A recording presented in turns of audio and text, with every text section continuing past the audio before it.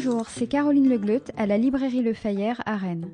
Gwenaëlle Robert est une autrice installée à Saint-Malo et son précédent roman, Le Dernier Bain, nous avait déjà séduit parce que dans la grande histoire, l'assassinat de Marat, elle fait entrer la petite histoire. À la marge de l'histoire expliquée par les historiens, la romancière peut s'aventurer et faire vivre des personnages fictifs et ou secondaires. Dans Nevermind, Gwenaëlle Robert suit Joseph de Limoléan qui avait engagé un attentat contre Bonaparte. A contrario de ses comparses, il échappe à la guillotine. Pourquoi et comment ? Une enquête portée par Gwenaëlle Robert. Laetitia Beauvillain est directrice commerciale des éditions Robert Laffont. Une autre facette de la chaîne du livre que nous vous invitons à écouter. Aujourd'hui, Ce qui se lit avec Gwenaëlle Robert et Laetitia Beauvillain.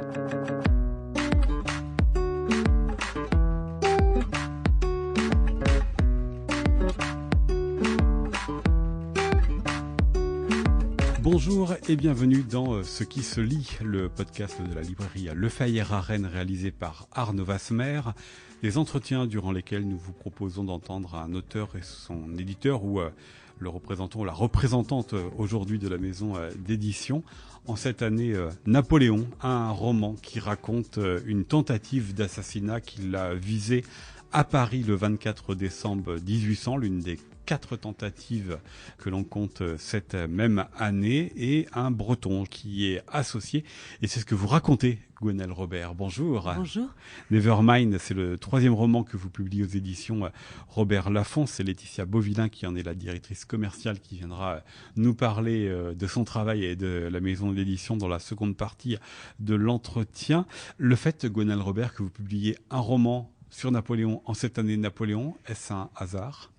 Ah oui, c'était un hasard. D'abord, il a été publié en 2020, qui n'était pas encore l'année anniversaire. Et par ailleurs, ce qui m'intéressait, c'était plutôt la figure de Limoélan, de ce personnage qui a participé à l'attentat de la rue Saint-Nicaise. Et Napoléon, même s'il figure sur la couverture, parce qu'évidemment, le très célèbre tableau de David... C'est un peu plus porteur que voilà, c'est Joseph. C'est ça. Est un personnage secondaire du roman. Il n'y avait pas de volonté, parce qu'en plus, c'est pas la première fois que vous vous intéressez à cette époque, puisque sur le précédent roman, c'était autour de l'assassinat de Marat. Pourquoi cette époque vous intéresse particulièrement ?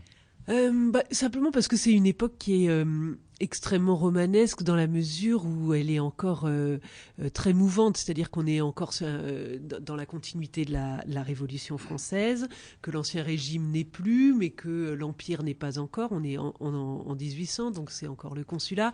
Napoléon n'est pas encore Napoléon, hein, c'est Bonaparte, premier consul. C'est ça. C'est Bonaparte, premier consul, et donc comme toutes les périodes comme ça un peu instables, elle favorise des destinées qui sont très singulières, puisque chacun essaye en fait de trouver sa place dans ce monde changeant. On est aussi à l'intersection de 2 siècles, de 2 âges, et c'est pour ça que je pense c'est un terreau romanesque extraordinaire pour moi, et que je m'y intéresse. Et puis c'est des personnages qui ont à la fois grandi sous un régime, même dans un monde qui est celui de l'Ancien Régime, et puis qui à l'âge adulte en découvre un autre, et c'est peut-être cette difficulté à trouver leur place qui m'intéresse dans leur manière de faire. Difficulté ou refus, Gwenaëlle Robert, parce que ce Joseph de Limoélan est un royaliste, c'est un chouan. Son père a été guillotiné, sa mère a plutôt embrassé, elle, les idées de la Révolution, mais c'est un homme qui refuse le monde qui se présente à lui. Oui, alors en fait, c'est toujours très ambigu, c'est-à-dire qu'à la fois, c'est effectivement des personnages comme Joseph de Limoélan qui vivent dans la nostalgie d'un ancien régime, mais qui en même temps ne l'ont pas vraiment connu. Ils ont grandi avec une certaine idée de l'ancien régime, mais au fond, ils ne connaissent pas ni Versailles, ni la cour, ni les rois. Alors, sans doute qu'il y a une forme d'idéalisation qui m'intéresse. Et puis par ailleurs, ce sont aussi des personnages qui sont relativement désenchantés. Je le dis à un moment, enfin c'est une phrase de Cadoudal qui disait, même si on restaure le trône, même si on remet un roi, je pense que de toute façon on resterait des insurgés parce que le pli en est pris, et ils ont pris l'habitude de se définir contre un régime. Donc on voit bien, d'ailleurs, on est en 1800, donc on voit que finalement ça devient un but en soi, sans forcément avoir une idée précise de ce qu'ils souhaitent au-delà de la mort de Napoléon. Il y a quelque chose qui devient une sorte d'absolu comme ça, qui cristallise en fait toutes les difficultés qu'ils peuvent rencontrer et qui n'est pas forcément le point de départ d'un avenir, d'un nouveau régime. Je dis plusieurs fois, son avenir, il n'y pense même pas, il n'arrive même pas à se le représenter, il n'est même pas certain de savoir reprendre sa place, y compris dans un régime qu'il aurait pu souhaiter voir advenir, quoi. Mais cette question des idéaux de Limoléon, est-ce qu'elle est propre à ce Limoléon? Est-ce qu'elle est aussi pareille, comparable chez les autres personnages? Parce que ce que vous racontez tous, c'est pour tous ces personnages, c'est qu'entre 1789 et l'année où vous les racontez, 1800, comme par exemple le peintre David dont vous avez choisi une représentation de Napoléon pour la couverture, c'est des gens dont les idéaux qui les ont animés 12 ans, 11 ans avant, sont plus vraiment ceux qui les animent en 1800, le temps de votre roman. Oui, c'est aussi le temps des opportunistes, les périodes de transition. Alors on le voit bien avec des personnages comme Fouché ou Talleyrand. Le ministre de la Justice qui, pour punir, va en profiter pour donner la mort à des jacobins, à des royalistes, enfin bref, à tous ses opposants. À la demande de Bonaparte, oui, il va expurger une partie des jacobins, enfin ceux qu'on appelait les septembriseurs, c'est-à-dire qui avaient participé ou qui sont prétendus participants au massacre de septembre. Alors c'est vrai que oui, c'est aussi le lieu des opportunistes, et je pense que dans le roman, on croise à la fois des personnages qui sont comme Limoélan, des personnages qui ne parviennent pas à trouver leur place, et d'autres qui rusent pour essayer précisément de se trouver là où il va falloir être, avec toute la difficulté d'avoir une visibilité sur un avenir qui est quand même très incertain. Comment, Gwenaëlle Robert, vous avez découvert ce Joseph de Limoléon? Napoléon, Fouché son ministre, David le peintre, ça sont des personnages que tout le monde connaît. Limoélan, beaucoup moins. D'ailleurs, vous avez cité un autre nom tout à l'heure qui est Cadoudal, qui est l'une des grandes figures de la chouannerie. Lui, il est connu, il a des rues à son nom, même à Rennes. Limoléan, il est beaucoup plus obscur. Oui, mais c'est encore une histoire de rue, parce qu'en fait, il a une rue, en fait, pas à son nom, mais au nom de Picot de Clorivière, qui est le nom de son oncle, qui a été recteur à Paramé, qui est le quartier de Saint-Malo où je vis. Et c'était cette rue Picot de Clorivière, devant laquelle je passe tous les jours, qui m'avait intriguée. Alors, j'avais fait des recherches et je m'étais rendu compte qu'il était l'oncle d'un homme qui avait participé à l'attentat de la rue Saint-Nicaise. J'avais trouvé déjà ça intéressant. Et par ailleurs, j'avais surtout découvert que cet homme avait échappé à la police de Fouché, ce qui est quand même une gageure dans le Paris de 1800. Ouais. Et j'ai remonté comme ça un petit peu son parcours, et puis c'est vrai qu'il avait cet intérêt pour moi de présenter un parcours extrêmement lacunaire, c'est-à-dire qu'on avait un certain nombre de points de repère dans sa biographie, mais aussi beaucoup de blancs, et pour un romancier c'est très nécessaire. Tout à l'heure vous parliez de personnages qu'on connaît mieux comme Cadoudal ou Fouché, et c'est vrai que pour cela il est très difficile de créer un roman dans la mesure où la connaissance est telle qu'au fond, on rejoint très vite une biographie avec l'exigence d'objectivité ou de vérité qui n'est pas la mienne, puisque moi, je suis romancière. Alors, ça m'intéressait plutôt d'avoir un personnage comme ça avec énormément de blanc. On sait très peu de choses, même sur ce qu'il a pu faire dans la chouannerie, ce qu'il a fait pendant qu'il était dans ses souterrains où il s'est caché, ce qu'il a fait ensuite quand il est parti en Amérique. On savait très peu de choses, et moi, c'était ces plages comme ça, blanches, vierges, qui me laissaient la possibilité de faire entrer la fiction dans son histoire. Vierge, mais jusqu'à où? Parce qu'il fallait quand même des éléments qui puissent vous raccrocher, faire que ce personnage, il est quand même une consistance, il est quand même un rôle dans cette histoire. Oui, alors j'ai eu la chance de lire sa correspondance, puisqu'en fait j'ai rencontré des descendantes de sa famille qui ont gardé le château de Bron, enfin dans les Côtes d'Armor, où il s'est caché. Et ce château qui est resté dans la famille a conservé dans son grenier des cartons entiers de correspondances, de lettres qu'a envoyé Limoélan à sa famille. Alors surtout des lettres qu'il envoyait quand il était en Amérique, mais aussi quelques-unes qui retracent, qui permettaient comme ça d'avoir des jalons dans son parcours. Alors à partir de ces lettres, mais ce qui m'intéressait même, je dirais au-delà des références objectives de date ou de lieu, c'était de saisir un petit peu la psychologie de ce personnage. Et évidemment, je trouve que les lettres, alors surtout les lettres si bien écrites, quoi. C'est toujours une mine pour un romancier, parce que ça permet d'approcher. En plus, il le fait avec une authenticité absolue. C'est après sa conversion, il écrit à ses sœurs, donc c'est quelqu'un qui est absolument, enfin on peut imaginer, absolument sincère. Et donc j'avais l'impression un peu de le rencontrer à travers ses lignes. Parce que la psychologie, elle est importante dans ce livre. Certes, il y a cet attentat de la rue Saint-Nicaise et tout ce qui l'a précédé, mais il y a aussi tout ce qui suit ce remords. C'est-à-dire, c'était un attentat qui a fait beaucoup de morts, beaucoup de blessés, beaucoup de destruction, et notamment une fillette qui tenait la charrette. Et c'est un homme qui est complètement habité par le remords. C'est ça qui était le point d'entrée pour vous dans cette histoire. Oui, c'est deux choses. D'une part, c'est vrai que la psychologie, pour moi, c'est fondamental. C'est-à-dire que plus qu'un roman historique, c'est à mon sens un roman psychologique qui se déroule à une période antérieure. Donc tout est perçu, pas seulement d'ailleurs à travers la conscience de Limoëlan, mais à travers la conscience de tous les personnages qui sont mis en scène dans le roman. Parce que je précise, Gwenaël Robert, c'est un roman choral, ce qui fait que vous avez des chapitres courts, qui fait qu'on change de point de vue et de personnage d'un chapitre à l'autre. Voilà, c'est ça.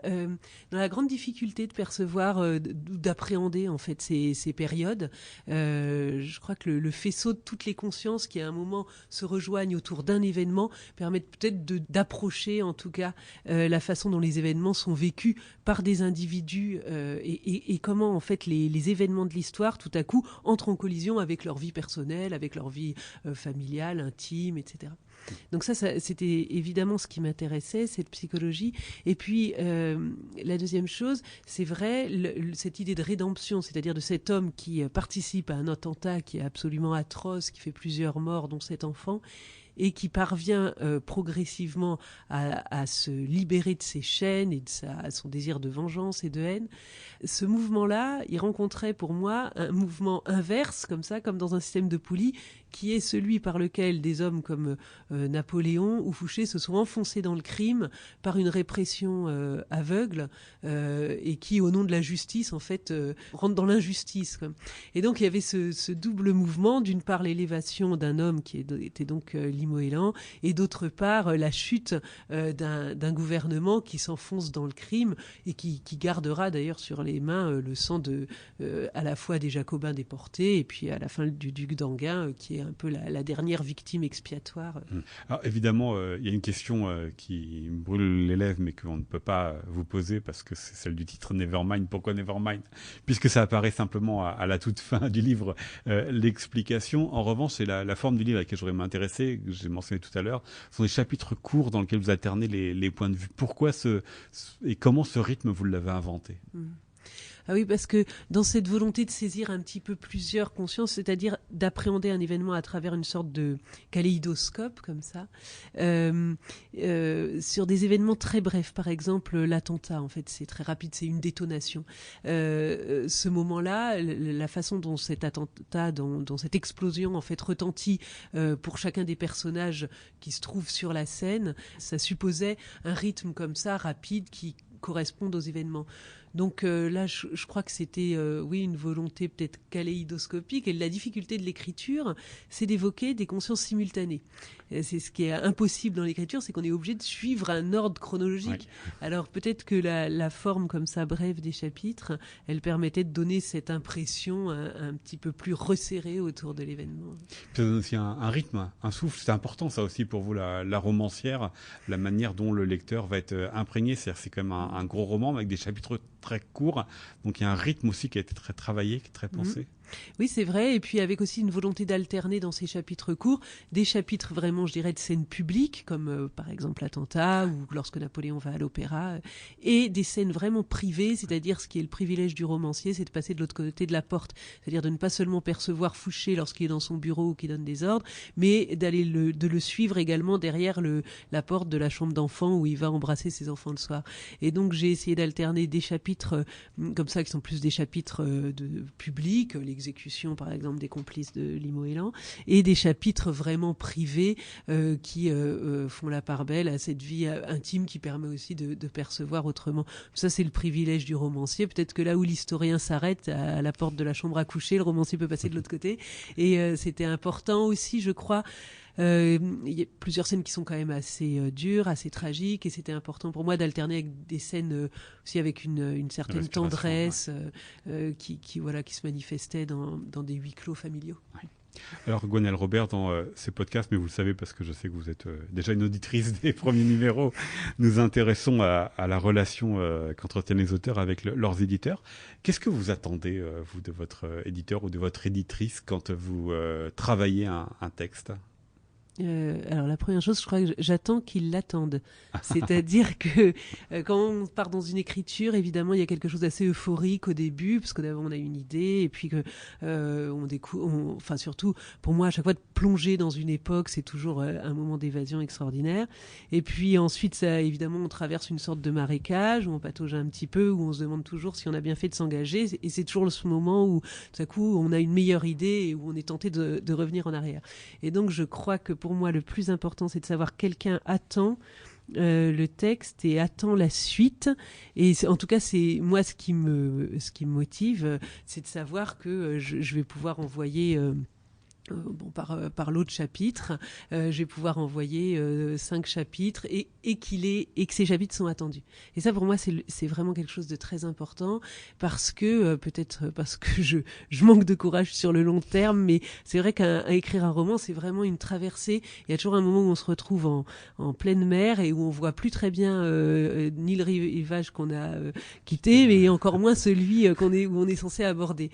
Et donc, à ce moment-là, je crois que c'est important d'avoir gardé une espèce de connexion comme ça, une radio qui nous permette de savoir où on se dirige, où sont les prochaines balises et surtout où est le phare qui nous attend à l'arrivée. Donc pour moi, c'est peut-être d'abord ça, c'est la lumière au bout, au bout de la traversée, oui. Et après, mais quand vous envoyez ce groupe de chapitres, vous attendez quelque chose sur la suite ou un retravail éventuel, une remanière de recomposer le texte que vous venez de proposer? Non, la façon dont je procède avec Jean-Michel Delaconté qui me lit systématiquement, c'est vraiment, je lui envoie des chapitres, il lit et il me donne à chaque fois, ce sont surtout des encouragements et en me disant j'attends la suite, etc. Et donc ensuite le travail de réécriture se fait souvent après. Mais c'est vrai que pour moi, une fois qu'on est parti, l'important c'est d'aller au bout. Et après, évidemment, il y a tout le temps de la réécriture, de la correction, et ça c'est un moment très important. Mais je dirais que une fois que je suis arrivée de l'autre côté, voilà, je le fais avec plus de facilité, ce travail de réécriture, plutôt que d'y revenir alors que je suis encore en pleine traversée. Donc l'important pour moi, c'est d'abord d'arriver au port et ensuite, effectivement, de reprendre ce qui ne va pas. Ce port vous paraît-il toujours aussi lointain? Ça fait quand même 3 romans, donc vous commencez quand même à savoir comment traverser cette mer, même si c'est pas la même. Ah, mais c'est toujours une aventure. Hein. L'écriture, c'est vraiment une aventure. Et puis, en plus, ça l'est d'autant plus, je crois, que lorsqu'on est dans une période comme celle qui m'intéressait, par exemple, pour Nevermind ou au précédent, il y a en plus une plongée dans une époque qui n'est pas la nôtre, et donc on a vraiment le sentiment de quitter un petit peu toute notre vie quotidienne, notre vie ordinaire, en tout cas pour moi, de quitter le 21e siècle, de m'immerger en 1800, et je sais que je vais y rester le temps de l'écriture. Donc je passe, là j'ai passé à peu près une année en 1800 avec des passages à la fois exaltants et puis d'autres évidemment un petit peu plus difficiles.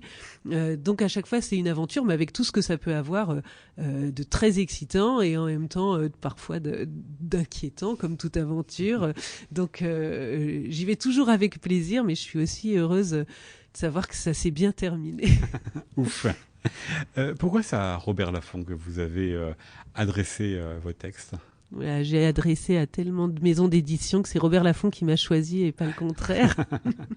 Et j'en étais très contente parce que pour moi ça a été très long d'être publié. J'ai trouvé que c'était très difficile. D'abord, je suis passée par j'envoyais mon texte au service manuscrit, de façon absolument par voie postale, comme. Voilà, c'est ça.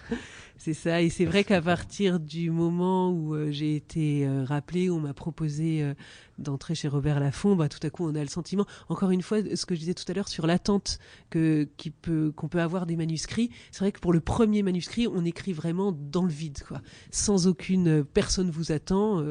Et c'est vrai qu'à partir du moment où j'étais rentrée chez Robert Laffont, je savais que le deuxième ou le troisième serait attendu ou en tout cas accueilli, et que à partir de là, ça traçait quand même une suite. Et puis par ailleurs, moi je suis très sensible au nom maison d'édition. J'aimais beaucoup l'idée d'entrer dans une maison avec, au-delà même de la structure, toutes les personnes avec qui on peut être amené à travailler et qui constituent comme ça un faisceau d'aide autour du roman, et on ne se sent pas seul à le porter, on sent au contraire qu'il y a un relais important, et ça, je crois que c'est très riche. Au-delà des personnes qui effectivement travaillent au quotidien dans cette maison d'édition Robert Laffont, est-ce que vous avez l'impression d'être aussi une autrice Robert Laffont, c'est-à-dire est-ce que vous lisez d'abord ce qui se publie ailleurs chez cette maison d'édition, et est-ce que vous avez l'impression d'appartenir justement à cette galaxie, d'avoir une place, une cohérence au sein de cette galaxie? Oui, moi je suis très attentive à ce qui sort chez Robert Laffont. Je lis ou je regarde en tout cas les parutions. Et puis le sentiment d'appartenance, moi je l'ai eu vraiment la première fois que je suis allée à Brive, à la foire du livre de Brive, parce qu'on était en maison avec des attachés de presse, d'autres auteurs, des éditeurs, et j'ai eu un sentiment d'appartenance très fort, parce que on est dans ces déplacemts en province, voilà, on vit un peu ensemble pendant quelques jours, et vraiment à ce moment-là j'ai compris le sens du mot maison, et effectivement le fait d'être entouré, je pense que c'est quelque chose d'important, parce que l'écriture c'est quand même un travail qui est très solitaire, où on est très isolé pendant des mois quelquefois, et d'ailleurs on le voit là avec l'arrêt des salons et des rencontres, on voit à quel point c'est difficile d'être seul, et finalement il faut quand même qu'on puisse aussi se ressourcer dans ces moments où on est entouré et où on travaille en équipe. Mais jusque donc aux autres auteurs, vous avez l'impression, même quand vous vous retrouvez avec ces autres auteurs dans des salons ou des festivals, qu'il y a une familiarité, qu'il y a une commune manière de penser. Oui, c'est d'autant plus le cas pour moi que tous mes romans sont parus dans la collection d'Emmanuel de La Comté qui s'appelle Les Passe-Murailles, et donc peut-être que ce sentiment-là, il est encore plus fort quand on fait partie d'une collection. C'est-à-dire qu'il y a des auteurs qui ont publié dans cette collection, certains qui ont publié plusieurs fois, et donc ça crée peut-être encore plus cette idée d'une famille au sein même de la maison. Oui, c'est ça. Eh ben, ils sont donc à retrouver aux éditions Robert Laffont, dont le 3e en date, Nevermind. Merci beaucoup, Gwenaëlle Robert. Merci.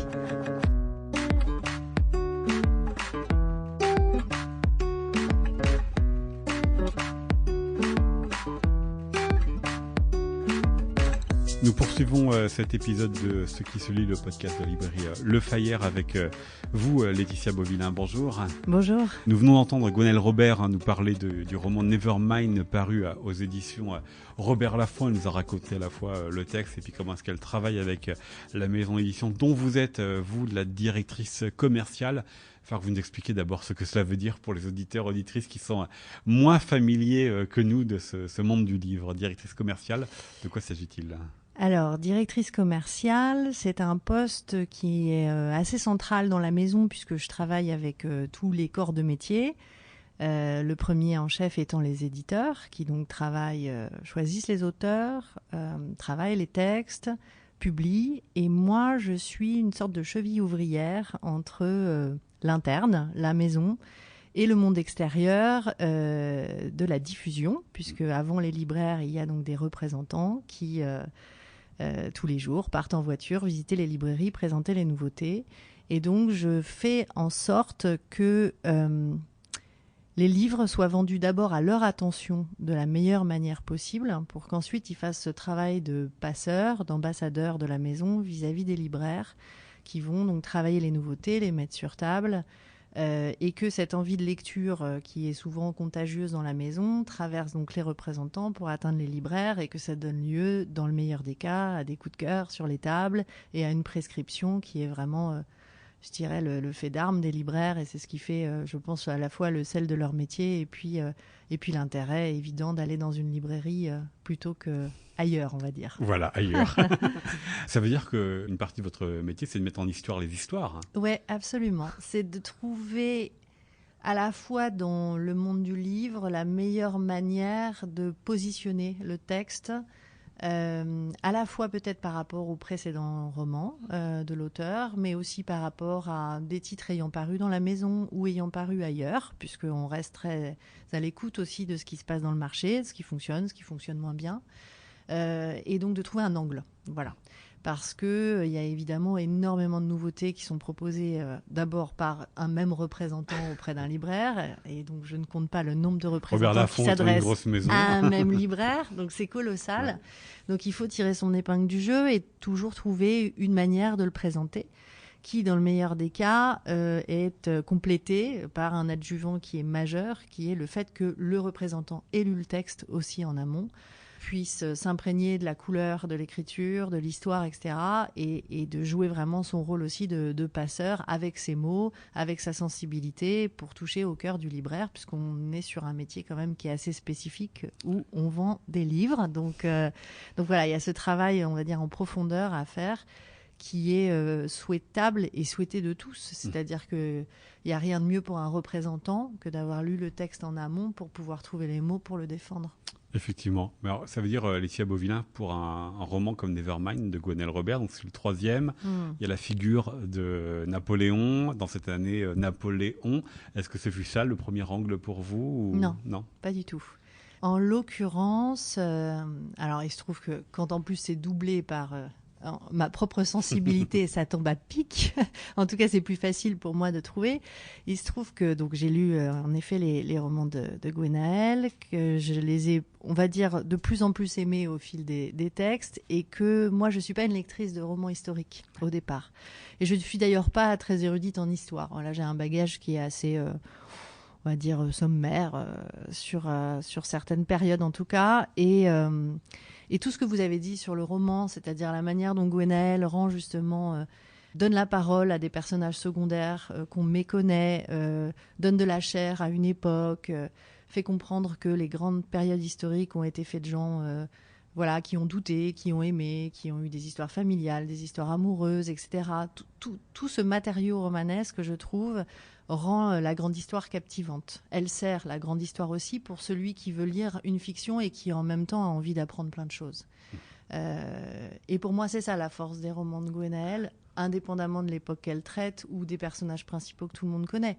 C'est la manière dont elle crée cette tension comme ça, nerveuse, avec justement la construction que vous évoquiez, l'alternance des chapitres, la multiplicité des personnages, le fait de déambuler dans Paris et d'avoir l'impression de ressentir la canicule, de voir les rues dans lesquelles on déambule, etc., de donner chair aux personnages.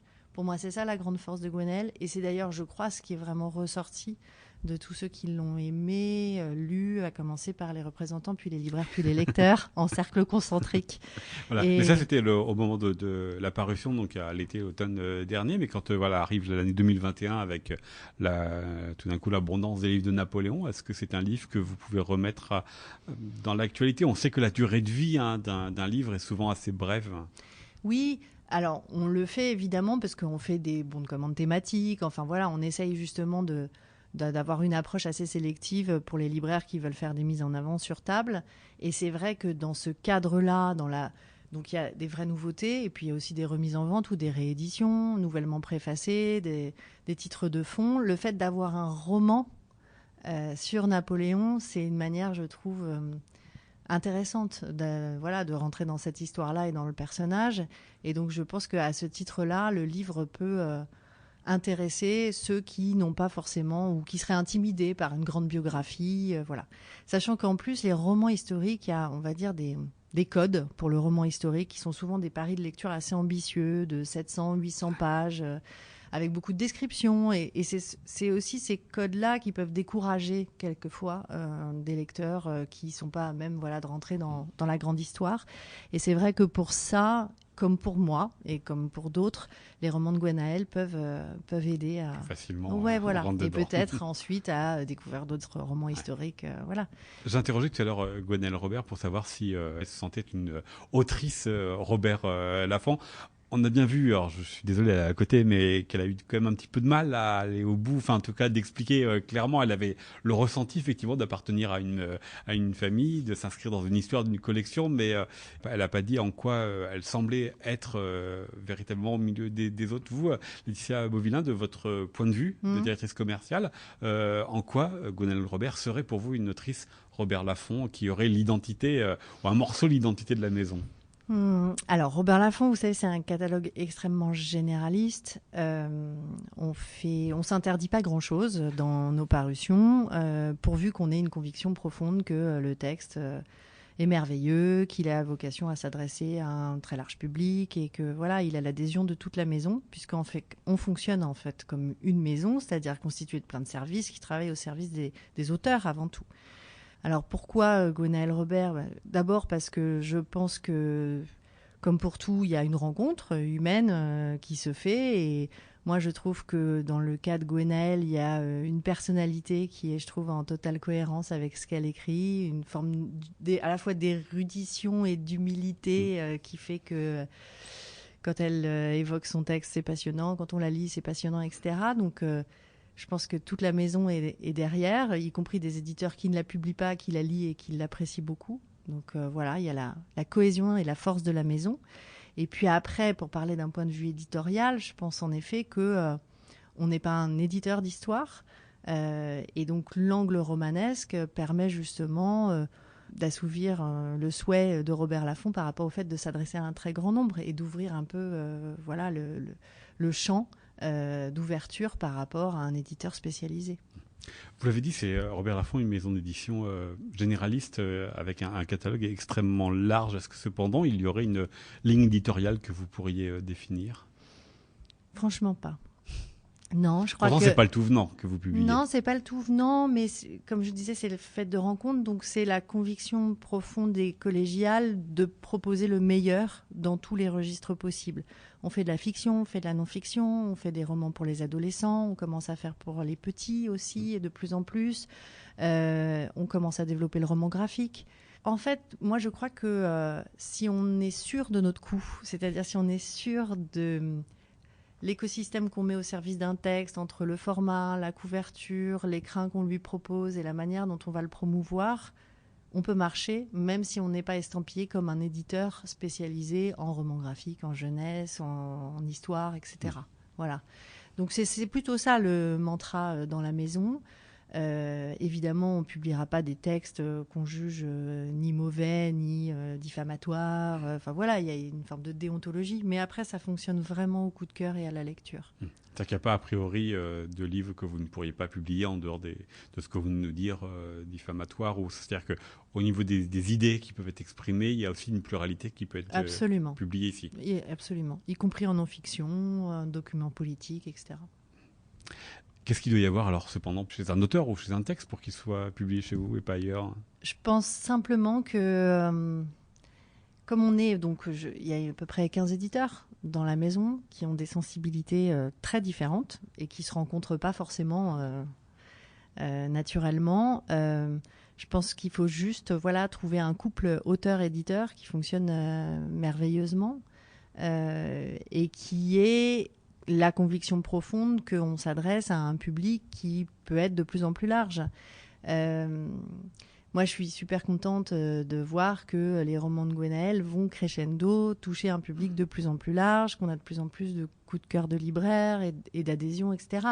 C'est ce qu'on peut souhaiter à chacun des auteurs qu'on publie, c'est-à-dire petit à petit, la stratégie des petits pas, mais d'arriver à frayer son chemin et à tutoyer de plus en plus de ventes et donc de lecteurs à la clé.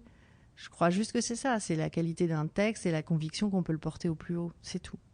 Voilà, et ce sera le mot de la fin, et ce qui est un beau mot de la fin, et on peut donc retrouver Nevermind, le roman de Gwenaëlle Robert, donc paru aux éditions Robert Laffont, Laetitia Beauvillain, vous en êtes la directrice commerciale. Merci beaucoup. C'est moi qui vous remercie. C'était Ce qui se lit, un podcast réalisé par Arnaud Vasmer pour la librairie Le Fayère à Rennes.